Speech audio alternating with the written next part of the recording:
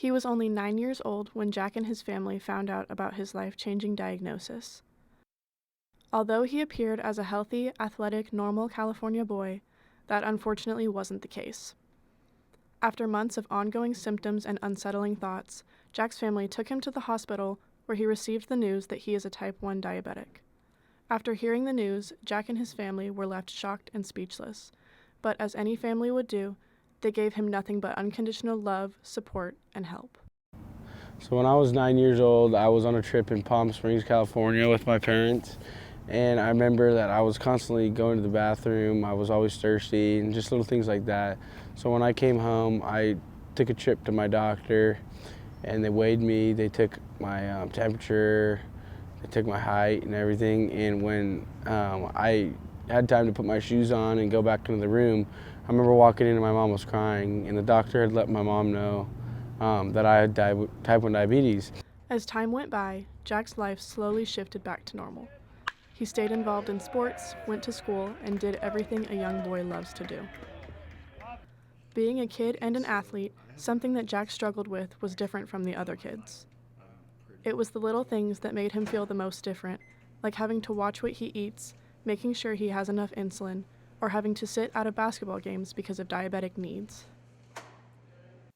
Over the years, however, Jack has grown to embrace who he is as a person and is proud of his diagnosis.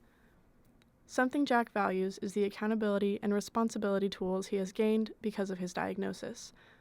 Although it is not ideal for anyone, Jack makes the most of his diagnosis by not letting his diabetes get in the way of him having a normal life. But for the most part, since I turned 12 years old, I've been dealing with probably 99% of handling diabetes on my own. I do everything. I give myself shots, I test my blood sugar, I change out all my insulin. The only thing they really do is get my prescriptions, just because you got to be 18 to do it. But ever since then, I've been doing that. But yeah, it was pretty difficult coming to OSU. I mean, the decision wasn't more college-wise, like me being far with my parents. It was more like whether or not I could handle it on my own. So that played a big role in deciding. I was supposed to go to junior college for a couple of years just so I'd have a couple more years to mature and really be like set in stone that this is what I want to do. But I was eager to come here, I was excited. I'd heard a lot of good things and I wanted to be involved as quick as possible. So I kind of proved myself to my parents over the last 6 months to a year, showing them why I could be here and why I can do this. So as they saw me grow and mature more and more and solidify like the kind of person I am and how I can take care of myself, they were quickly jumped on board. Jack is now 19 years old and a first-year student at Oklahoma State University, living his best life, making new friends, experiencing new lifestyles, and monitoring his health all by himself.